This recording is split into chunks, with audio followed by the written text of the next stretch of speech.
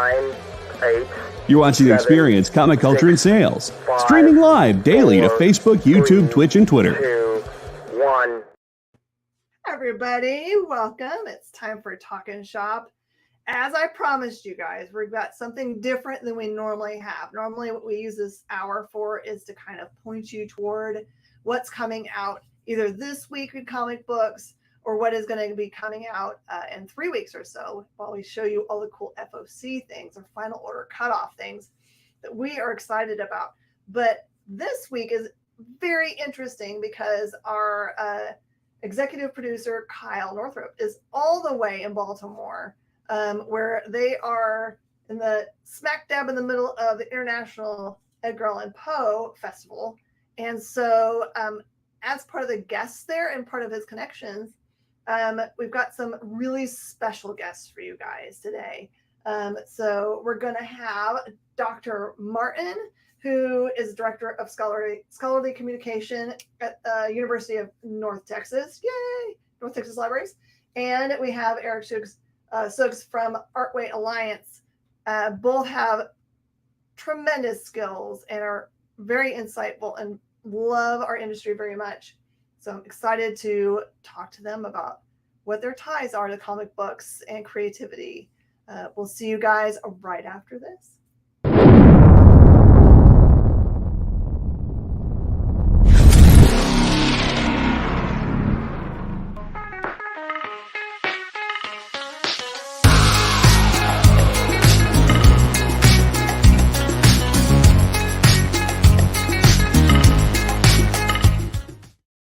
Everybody, and welcome back. It's Talkin Shop. It's time right now to do those hearts and those thumbs up and do some sharing so that you can get your other friends in the room so they can enjoy this awesome programming. Even if they can't come right now after work, they can watch it by using the link. Hi, Ryan. How are you doing? All right, everybody, please welcome Dr. Martin. Hello, hello. Hi, how are you doing? Good. Thanks for having me. All right, so it has as your credentials University of North Texas. Right. Where does that put you? Where physically does that put me? We are in Denton, Texas, which is about a 45-minute drive north of Dallas. So we're sort of a little, not little anymore, large college town, not too far from Dallas. Yeah, that school, by my recollection, has got a really good reputation. So this is wonderful. Yeah, we've got some great programs, a great music program and art programs and all kinds of things like that. Not to mention a great library. Yes. So just by way of a little bit, I should have told you this before by introduction, I am a board member for the Comic Book Legal Defense Fund. So awesome. We're on the front of fighting censorships all the time. So you probably are very well versed in all those things that are happening right now. Absolutely, here in Texas. Now, obviously, we're an academic library, so we're not facing quite the same kinds of challenges that public school libraries and public libraries are dealing with, but definitely it's part of the whole conversation here. So what is changing in libraries that are different from when you started? Oh my gosh, there's a lot of things. I mean, the pandemic definitely required a lot of changes for us and for universities in general, just in terms of, what kinds of resources we provide and how we provide them and how we provide access to all of we have 140,000, people in this town and about 40,000, students using the library at any one time. And so, having just a collection of books in a museum isn't going to cut it. So we've had to shift a lot of the ways we do things in terms of providing electronic books and electronic resources and things online, and then just a lot of other kinds of services that have been rapidly evolving, especially in technology. So all kinds of digital tools and technologies and maker spaces and all kinds of things like that. So that's really changed the way I think we do library work, and especially in education, because this is all about trying to get as many people as much access as we can. And yeah, that's required a lot of new skills that I didn't necessarily have coming in to the profession, and have had to learn them on the job. So yeah. And then there's a lot of things like open access that have also changed the way I do my job, because I'm in scholarly communication. So it deals with scholarly publishing and all the things related related to that.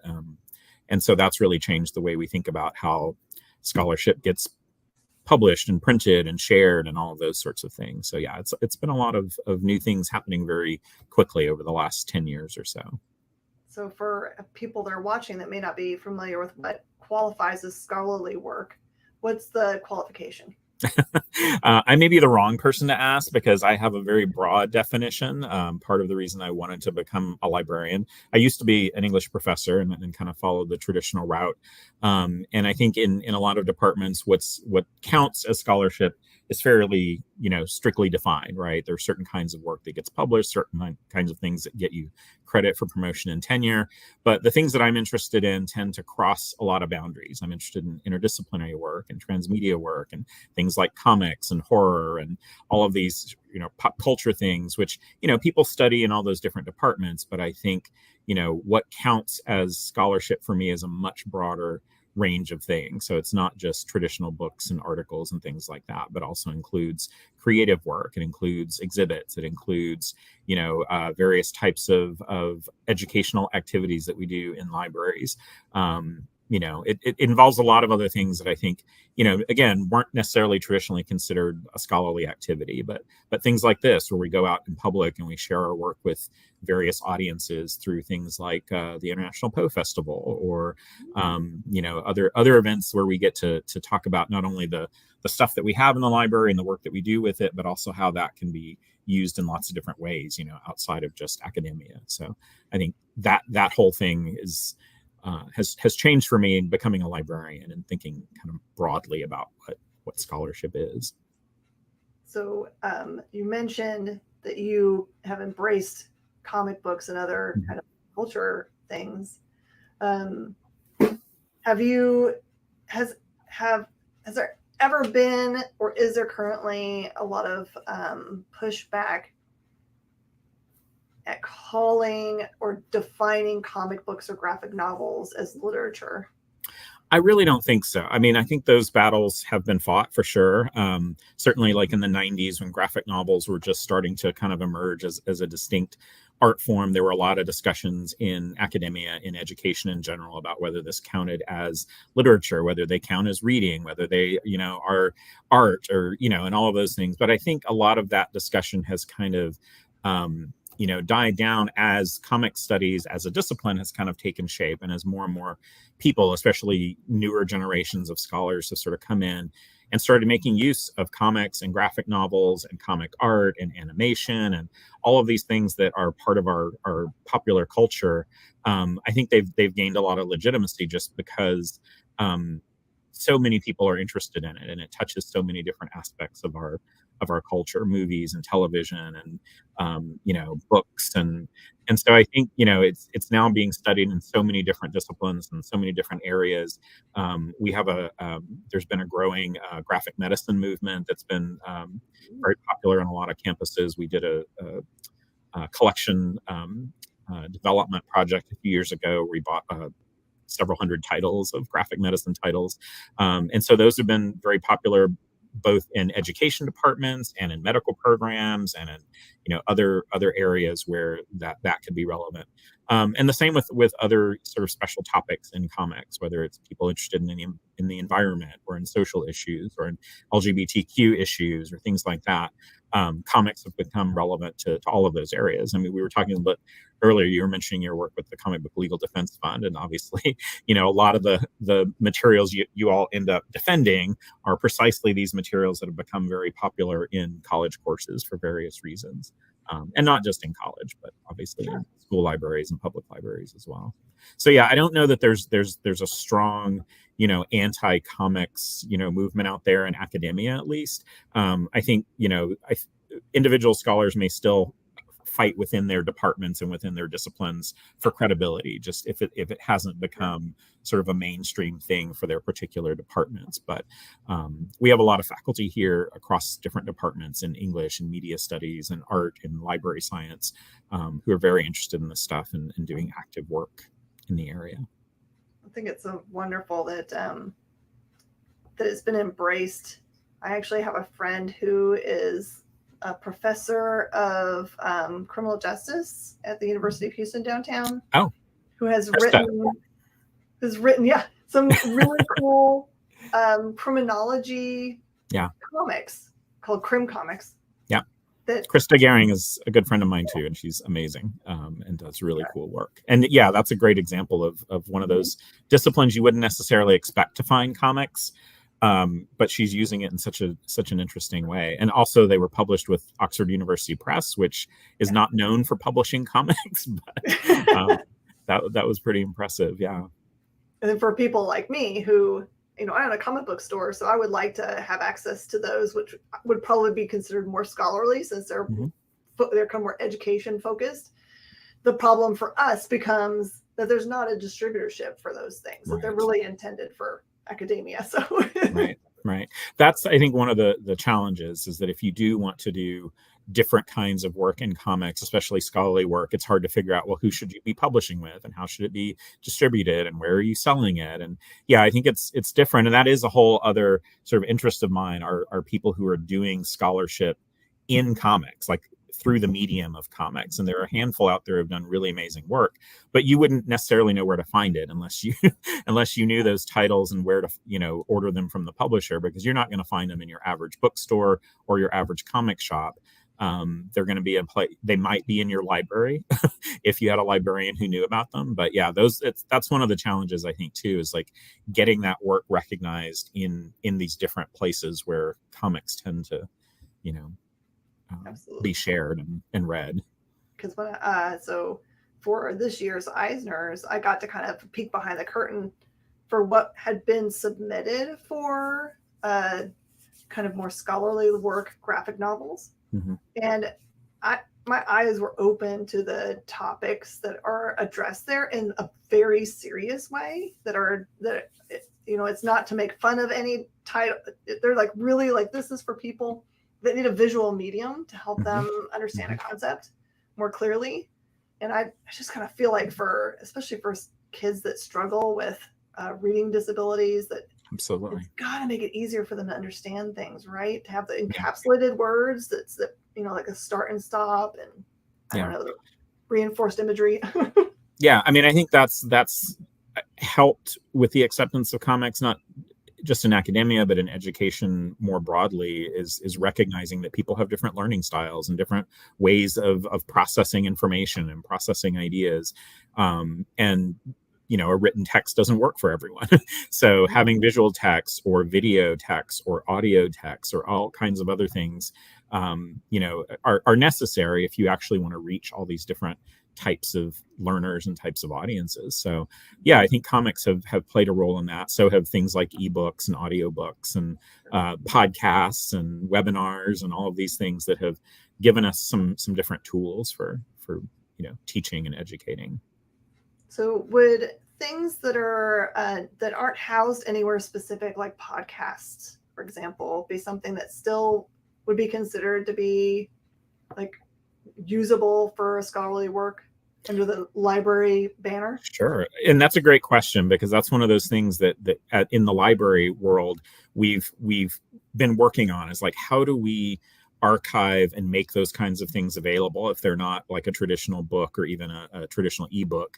Where do we put them? Do we have server space? Do we have a repository? Do we have platforms where that material can be shared out? And I think we're still looking for solutions on some of that, because it's challenge. It's not what we were designed necessarily to do, but because we see so many people using them, especially students who have kind of grown up with this technology and they're used to listening to podcasts or watching videos or being online all the time. So we have to figure out ways to kind of reach them there and find the tools that they're going to be comfortable with.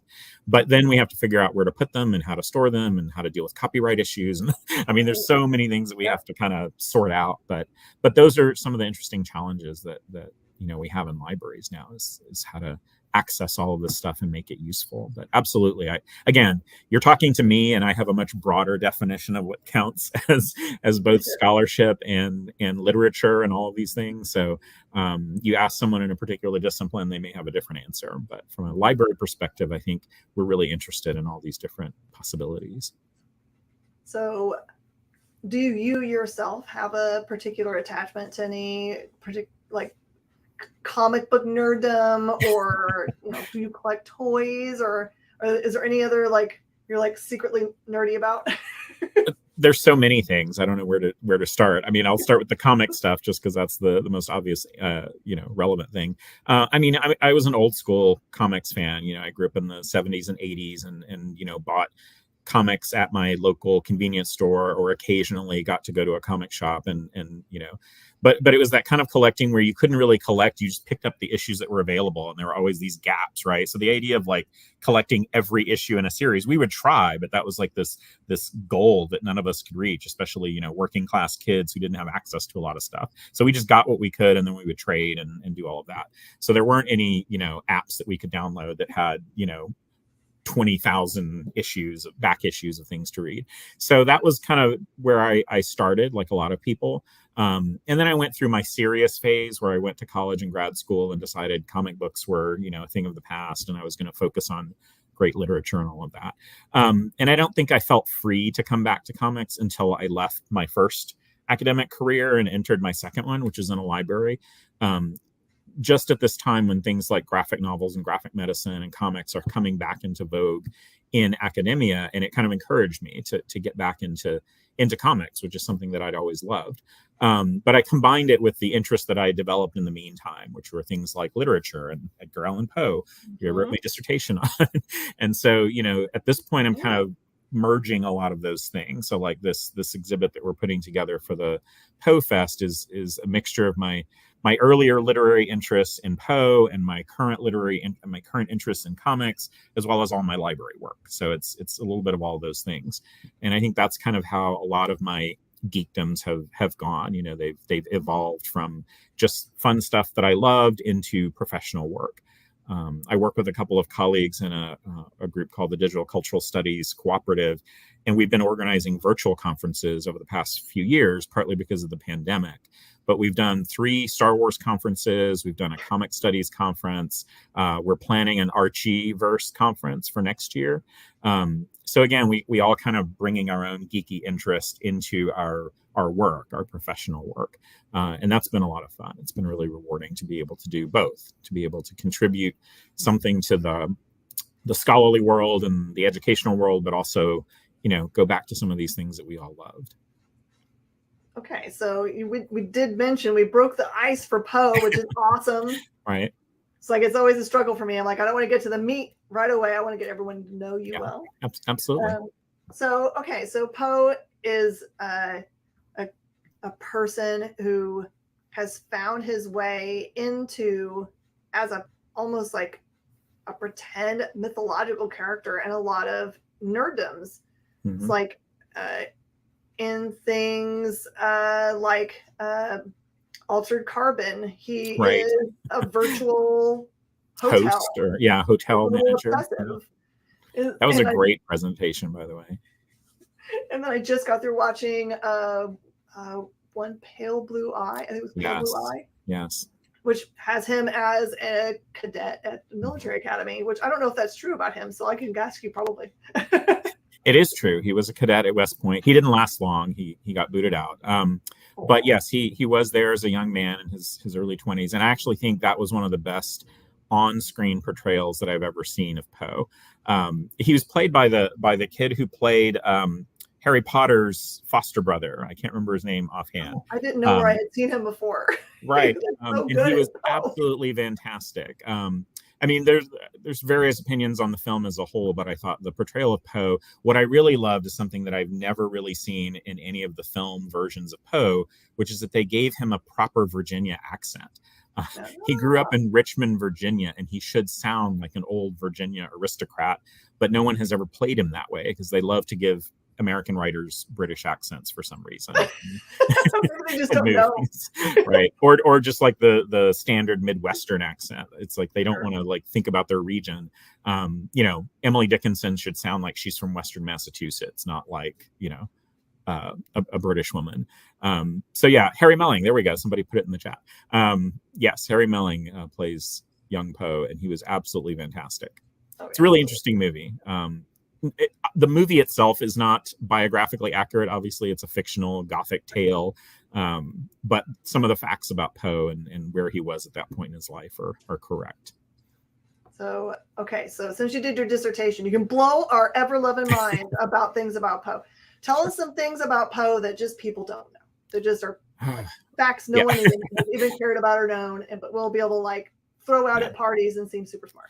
Well, again, there's a lot of different things. I think what's more common with Poe than little known facts are well-known myths, right? There's so many things that people think they know about Poe because it's part of his reputation, part of his iconic image. It's the drunken madman who's seeing visions, and how, there were maybe moments in his life like that, but then who hasn't had those moments? I mean, come on. But that was really not the Poe that most people knew. Most of the people who were personally acquainted with Poe found that in most cases he was a very articulate, well-spoken, soft-spoken in most cases, thoughtful, romantic, figure. He was not, although he did have an alcohol problem, and he occasionally had a problem with things like laudanum. His wife was taking laudanum when she had tuberculosis, and he would sometimes, when he was in a deep depression, start snatching some of her laudanum. He did not hang out in opium parlors. He did not, go on these wild, mystical visions. A lot of that was myths that were spread after he died by rivals and foes and people who didn't know him very well. And so I think, this is why I really like that representation of Poe in that movie, is that you really do get that intelligent, thoughtful, kind of quiet. He was kind of the goth kid at school, kind of a weirdo, but he was a poet. He was a romantic. He loved language. He loved words. And so I think, we have to always take all the kind of popular representations of him with a grain of salt.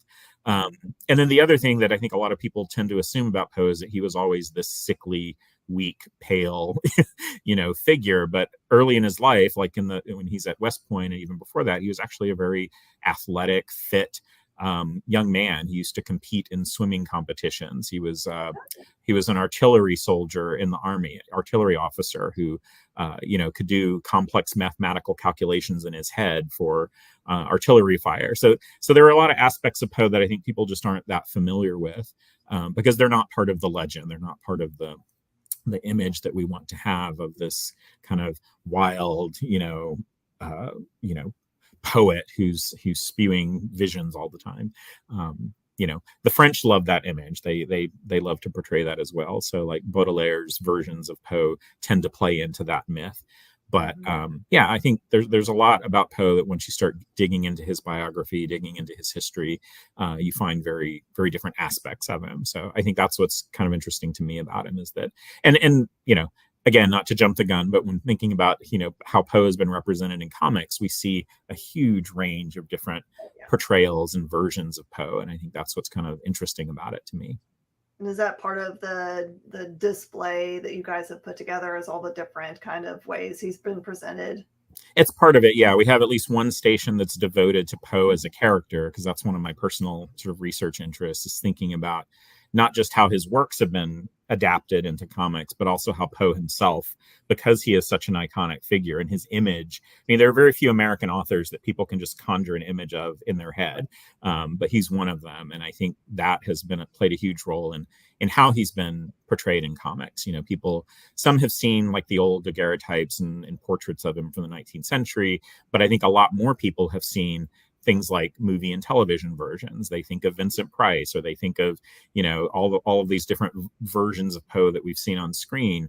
And you get reflections of that in the comics, but you also get some very original, very creative takes on Poe as a character. Sometimes he's a hero, sometimes he's a villain, sometimes he's this poor, tormented soul. He's often a romantic figure. He's sometimes a victim. So yeah, there's all kinds of different varieties of Poe that we see in the comics. And I think that's one of the more interesting things. And of course, that a lot of that depends on the artist and their particular vision, and also the influences that have shaped their own perception. Some of them have read Poe extensively, some of them have not. Some of them have developed their whole notion of Poe from Roger Corman films. So my goodness. there are very different versions of him out there. We got a couple more minutes. Yeah. What about what you're doing there at the fest? Would you like people to know, to kind of like encourage them to, if they live nearby, to be like, oh, I totally need to go do that? Yeah, absolutely. I mean, obviously the exhibit is the thing that I've been working on most. There's so many things going on at the fest that are going to be fun. There's the actual festival itself with vendors and performers and all kinds of fun things happening. There's the Black Cat Ball that Saturday night, where people get dressed up and have a nice formal ball. This year, I think the theme is Gothic Prom. But for me, the exhibit has been my focus, and what I'm basically doing is giving a little preview of a larger project that I'm working on, a book length treatment of Poe's history in comics, and the exhibit is my own little Gothic critter is coming in here. But yeah, it kind of gives a little bit of an overview of the book project as a whole. So it goes from the 19th century, some of the early sort of caricatures and cartoons of Poe, up through early newspaper comic strips and things like Classics Illustrated, and then into the modern era with just the huge variety of different types of comics that have been, that have evolved over the last, 40 or 50 years. So there's a lot of great stuff there. And then I think we're also going to have a reading table where there'll be some materials out for people to actually thumb through and look at. So that'll be fun. You can kind of take the tour of the exhibit, see the kind of classic stuff that's on display, and then maybe take a look through some of the more recent stuff that's out there. So yeah, there's a lot going on, and I think it's going to be a lot of fun.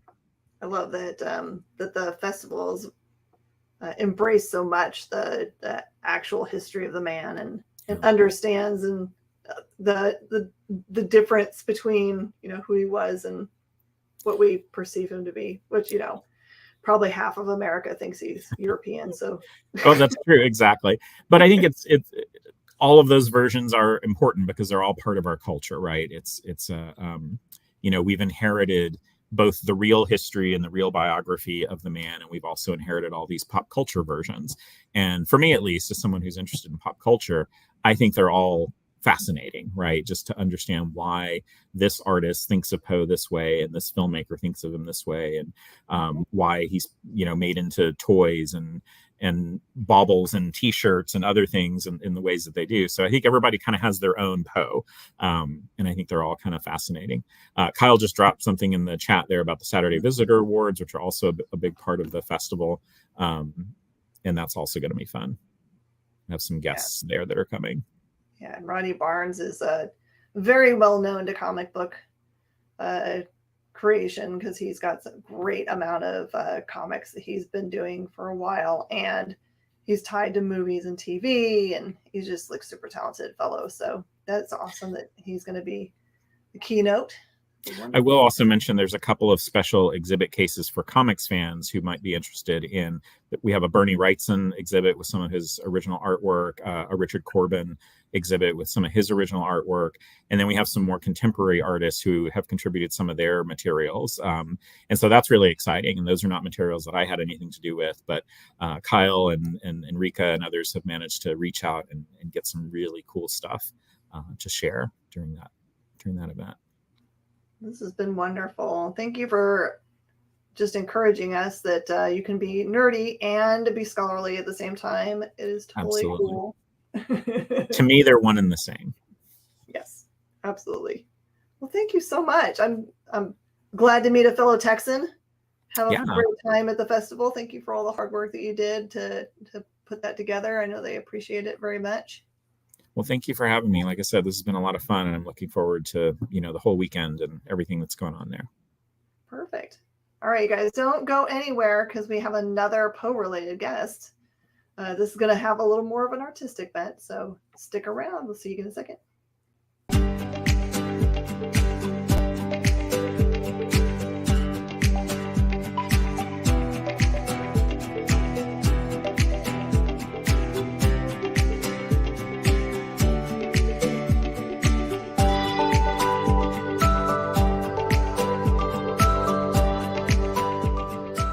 There's something for every imagination at your local comic shop.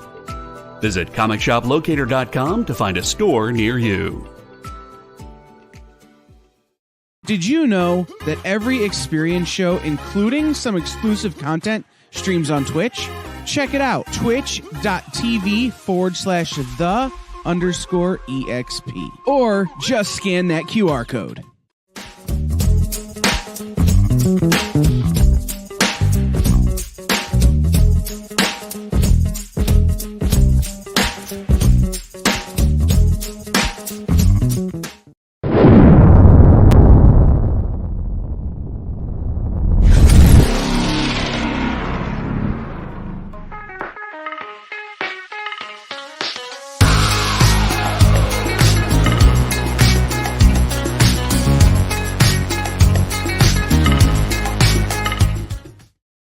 Everybody, welcome back. Look, Dr. Martin is still in the comments, so you guys can comment if you're on YouTube, and he's hanging out. Let's bring our next guest on. It's all Poe related today. Sorry for everybody that may not be Poe fans. Who are you? I don't even understand you at all. This is Eric from Artway Alliance, one of the founding members. Yes, hello. Thank you Or for maybe having me. the founding member. Yes, the founding member. It was a collective of a lot of people that are friends of mine that sort of encouraged, and then this chance encounter I have on the metro one day coming home from work. Okay, so Metro where? Where are you from? Oh, sorry, Washington, D.C. When I'm talking metro, so D.C. area. We may hear people say DMV, Prince George's County, Baltimore. So basically, between Richmond and Baltimore is sort of the area that we've been able to play in and meet a lot of really cool people. It's so wonderful that you guys have things that are so much closer. Like in Texas, where I am in Houston, to get out of my state, if I'm not going to Louisiana, can be as many as 15 hours. So Yeah, no, I mean, I tell people all the time, we try to meet people at their fandom, and then from there, see if we can edutain them. All right, so what is your background? Are you yourself an artist? I am a hobbyist, and I've just recently come to grips that I am probably the biggest fanboy of fandom. That's awesome. There's so many different types of fandom, but to my heart is the fandom that lies in Artist Alley because it's so organic. This is where I feel like, to kind of use hip hop, is like the underground for the next wave of creativity. So yeah. So it looks like the Artway Alliance really kind of uses all kinds of ways to reach people that have a creative vision and try to help train them. It looks like you get together with conventions and with like schools and libraries and tons of things, like really any way that you guys can to meet people where their creative needs are. This is amazing. Yeah, it's, if we can meet, if we're a plug and play, right? A pop up, if you have power, no power, if you have, because we're sensitive to both sides. Not everyone's going to have access to the technologies, but technically you don't need any of that. To write something is just paper, pencil. To draw something, paper, pencil. If you got a pen. So to enhance your work is to use all the other tools that can kind of take your work to that next level. But just as a base, from some of the community I'm from, there's not a lot of people who have access to any of this equipment or even know what to do with it when they do have it. Okay, so take me back to the kind of like the genesis of the idea for what this has become. Did you have an interaction with somebody that gave you the idea? You were watching something? Yeah. Well, my own vision, right? To be like, I have an idea, and I'm 47 years old. So just to be transparent, I'm an 80s kid. So everything that inspired me, from the intros to Thundercats to learning what anime was, and just then really paying attention to who was designing this stuff. And so at the point of me learning, if I have this, then maybe there's other people. And so from high school to my time in college, high school was like the end of my art trail. And it wasn't until I got back, it wasn't until I had this metro ride, and I'm drawing, just doodling on a little sketch pad, and this kid sees me randomly, asks me, am I a teacher? I said no, because at the moment I'm not even thinking our way of lines. I'm just drawing something because I was frustrated at work. So that was me being able to release on paper, right?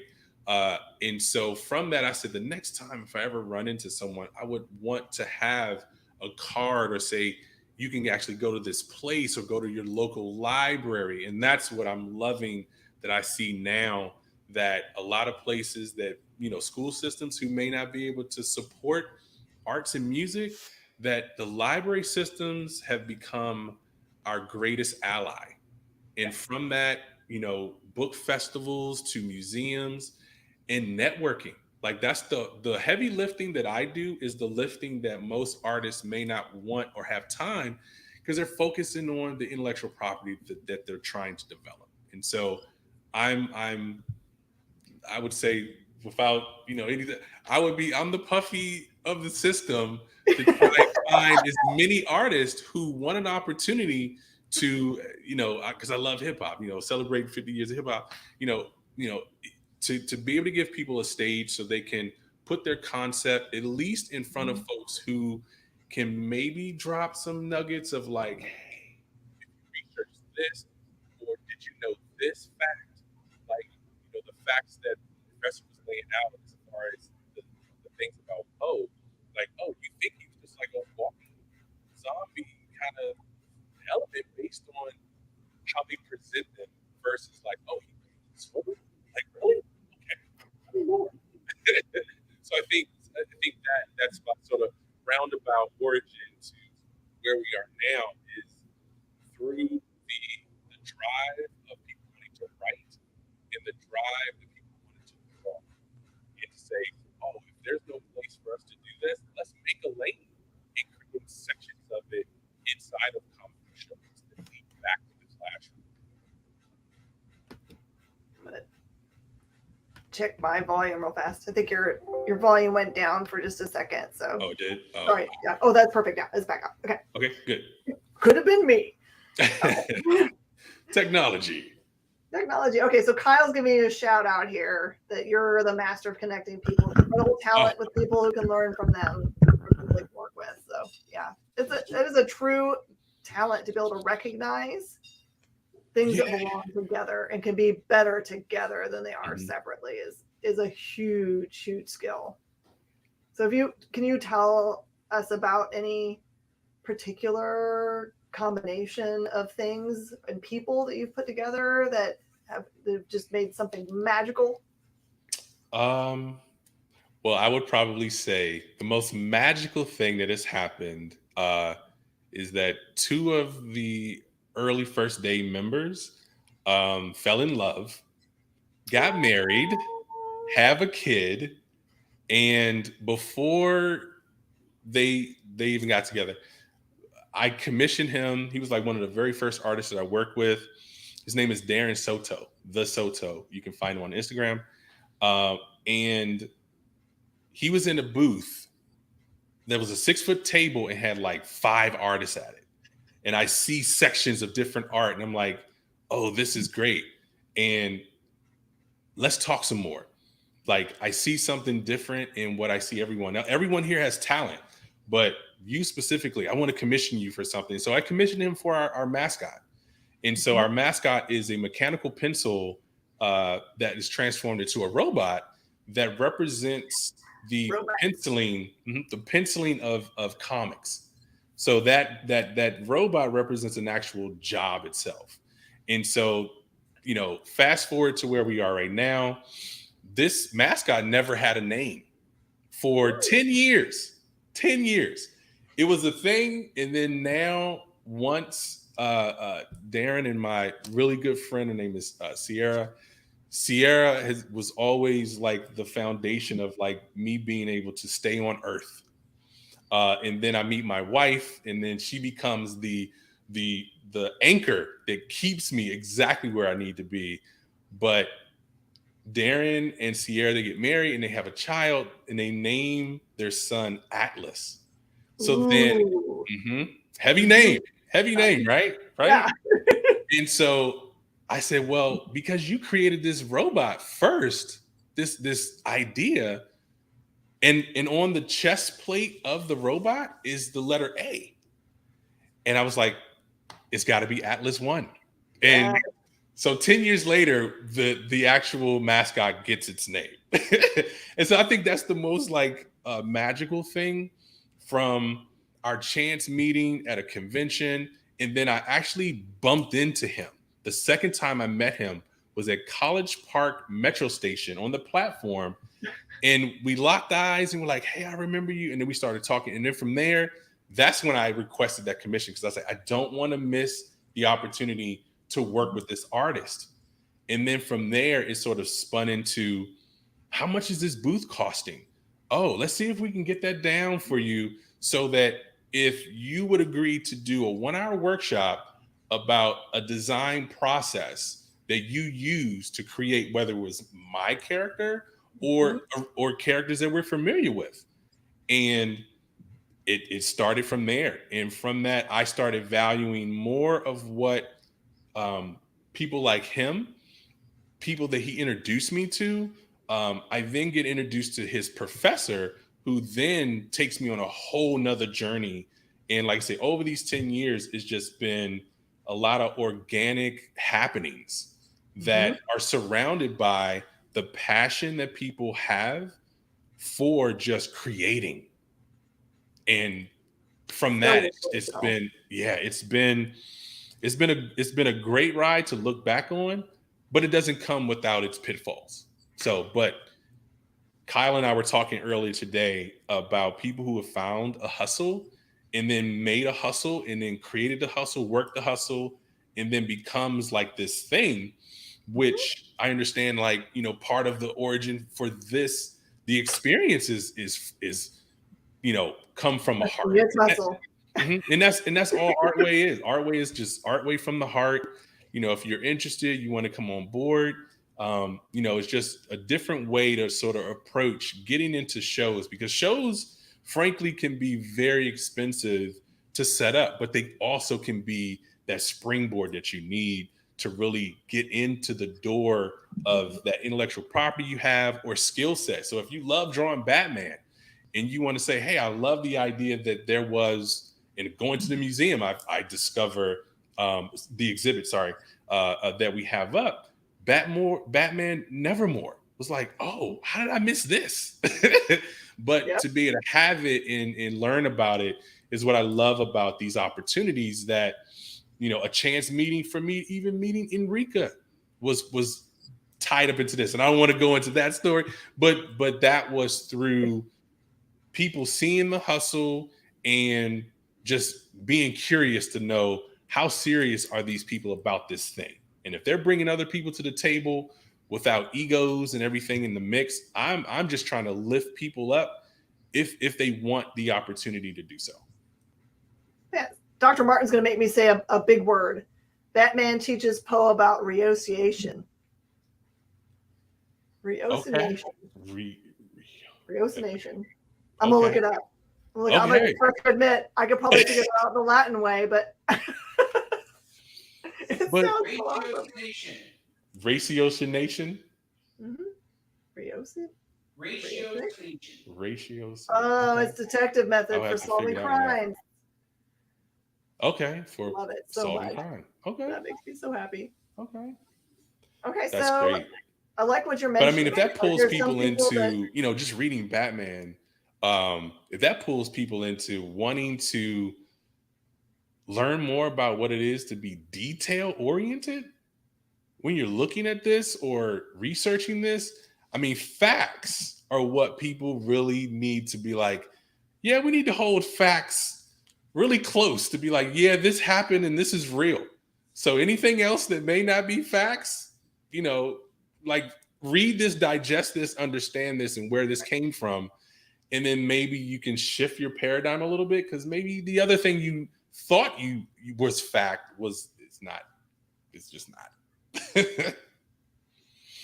Okay, so it looks like you've figured out a really good way to kind of encourage creators to look at their relationship with like conventions and those kinds of things. Like most of the time you look at it as like, okay, I'm going to go sit at a booth and I'm going to try to catch people's eyes and try to sell them a $5 book that they've never heard of as they run by to go to the Funko Pop booth and crush my spirit a little bit. I mean, that's kind of the relationship there is at the creator level. It's just like, I'm going to give you the reels. It's been that way since the beginning of comic books. It's really tough to get people to stop and listen, no matter how amazing your art or book concept is. This gives them just an amazing way to kind of show off their skill level if they're teaching in front of a group, right? It also gives them a different kind of level of kind of elevates their respectability because they're maybe seen by a publisher or a fellow creator that wants to collaborate. And it looks different than if you're sitting at a table, if you're up in front of a group of people teaching a skill. Was that part of the vision? Yeah, it was to do something that, I love Artist Alley. I think Artist Alley is the most fine portion of a convention that anybody walking through Artist Alley, if you spend time with people to figure out like how they came up with their idea, you can see yourself in their shoes, right? To be like, oh, from an art style to a concept pitch that they may have given to you, it starts that creative spark in people. And I mean, I think through that, if I can lend a little bit of that to someone to say, oh, come to the stage, here's an hour, kind of become Bob Ross, he's one of my idols, Bob Ross and Mr. Rogers, right? And look, bartenders, right? I tell people all the time, like there was a group of college students who had the opportunity to actually set up at Baltimore Comic-Con because of their school. So the University of Maryland Eastern Shore offers this opportunity, and talking to them is like someone has to be the hype person for your space that's going to engage and talk. But I said, if you're old enough, you're 21, like bartenders don't sell drinks. They give an experience. So that's basically what you need to be. Or if you're like so thinking about like carnivals, like those attractions without being the annoying neighbor, right? Because you still want to be, within this area, this village that you're in for 3 days, there you want to create some kind of harmony, right? And so anyone coming in, don't you want to be my neighbor? Learn how to be a good neighbor. And then if you are going to be boisterous, maybe kind of pull them in a little bit, right? Because I think in collaboration is how most people can kind of break down the barrier of like, oh, you're a car salesman and that's all you're trying to do is sell me a new car. What's going to be different about this book or that book than the book that's around the corner? It's going to be the interaction to me. Anyway, this is just my own take. It is, absolutely. But the interaction that you have directly with that person is the thing that inspires them to want to dream more and read more. Absolutely. Okay, so I'm assuming you have a bunch of different kinds of presentations that you have done over time. And I saw the list for this event. Give people kind of an example of the different kinds of ways you've interacted with crowds at venues or at libraries or schools or everywhere else you guys have gone. I think because we know that most of the students that we come in contact, and when I say students, I'm talking students of all ages. I'm a student. I'm 47. I'm a student. I'm still learning. I mean, I'm learning so much from Kyle, just how to set this stuff up, right? But to be a student of all this stuff is to sort of sit down and collaborate, right? And so meeting people at their fandom means like, oh, so if everyone loves anime and you know what anime is as far as the style, we're going to bring you in through that. And so if Pokemon is the cutest thing that we can pull you in, we start talking about why this is so appealing. It's because of things like shape language, right? Colors. And when you think about some of just Pikachu itself, Pikachu is a pillow that's a little kid that just wants you to pick it up and squeeze it and hold it. And if you can get that concept down on designing what your next big thing is going to be, then that process is what I want to be able to put on stage. But to be able to see folks interact and have like serious dialogue when you're talking about, and this is why I've discovered, I've become a fan of fandom, that Pokemon's not my generation, but to see how intense the discussion got at a Prince George's County Library Pokemon Go and Draw event that we hosted with them turned into a whole nother thing. It's like, okay, let's get back on track because we're drawing, but let's give them a space so they can talk about this, right? Oh, yeah. And so I think that's probably been the most the biggest affirmation that I've seen from all of it is that you already were there as an artist and a writer. You just needed someone to kind of give you a little boop, just like that. For those people who are just almost at the goal line, you're just like, we're going to push you over. Only to be like, yeah, but the goal is going to move further once you do this. Are you ready for this ride? Because it's a commitment. Like I said, we've been running ArtWave, with all the people that I've had the pleasure of working with for 10 years. This year is our 10-year anniversary. And, as I reflect on all of it, just this conversation alone is just, bringing me back into the reason why I wanted to do this in the first place, as a side passion project. And that's what ArtWave was. That's what it is. And I'm trying to grow it into something even more. But I want it to come from the community. If the community is looking for the support, then, hey, let me see what angle. If this means we need to get with the supply sponsor, then, hey, supply sponsor. These people use paper all the time. So WB Mason, if you're listening, I'm looking. Oh, that'd be so awesome. Look it up. Yeah. Dr. Martin says, anyone drawn a Pikachu yet? Yeah, Pikachu. No, you know what? We may have to do that on Saturday or Sunday at the festival. So we're gonna have some programming down there. We haven't released that yet, but we're gonna have some programming. And then in this, the Poe Festival has been such a amazing event because it's right in the heart of the part of Baltimore, the city, that they probably would never really interact with unless you're bringing it directly to them. We have to go to these places with what we have and put it at their feet.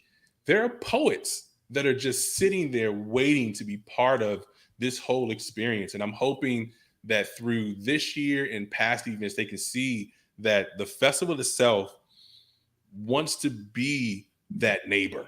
So come and be that neighbor, learn about what Poe is, learn about a little poetry, and just sit, toil, and create. So are you personally a big fan of Poe? And if so, what is your connection? So what is it, through one of his pretend characters from a TV show? Or is it that you love his actual poetry, or just the concept of him as a super cool, spooky dude? I love the concept. So the thing that I love about Poe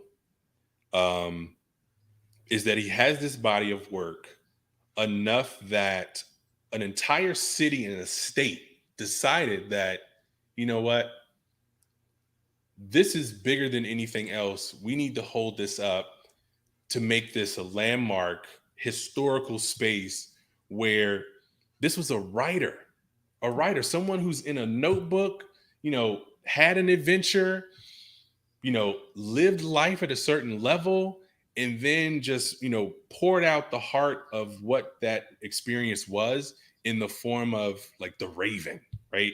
That was one that today we were able to use in the rest of the week, one of our programs. We were blessed with the opportunity to use the manga publishing company, I believe it's called Manga Classics, where they've converted a lot of the literary arts into manga. And because we know that this is what a lot of young readers are consuming, our manga, that's such a brilliant way to help and kind of pivot back to say, oh, through illustration, if I can remember this, now when I go to this college course or maybe a local poetry slam, I'm bringing myself into the fold, but here's my take, and I love it through anime and manga and music. So yeah.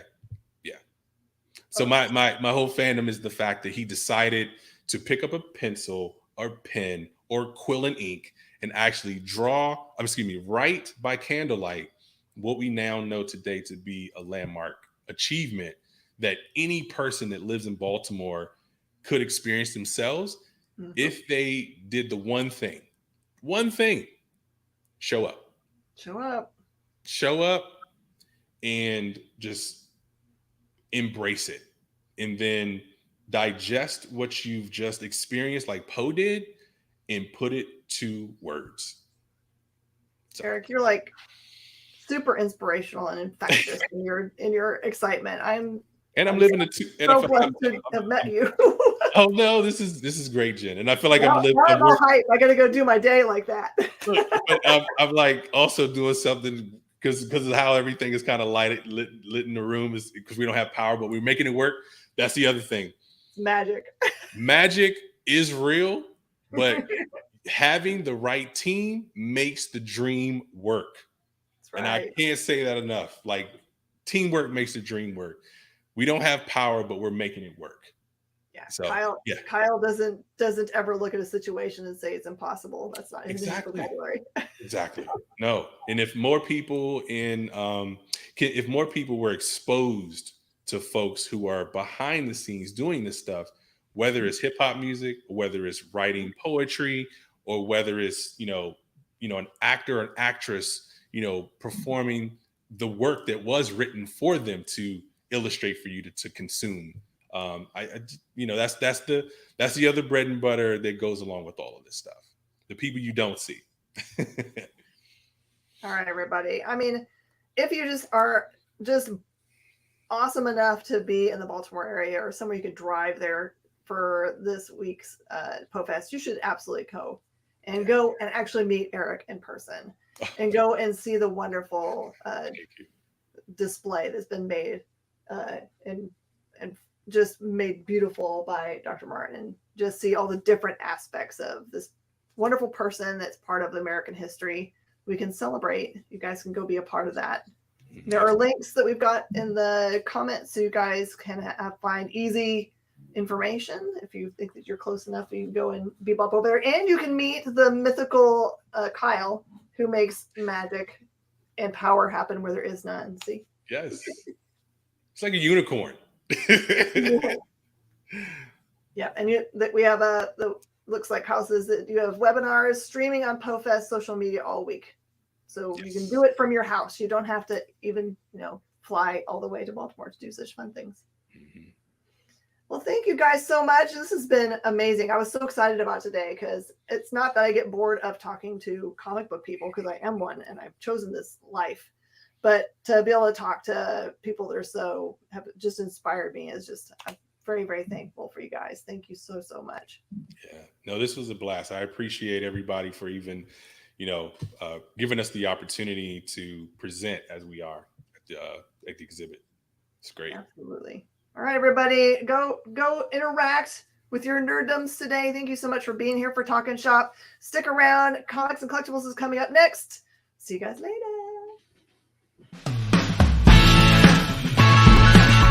Join the party. Head over to our Linktree to find all the links for everywhere the experience is all the time.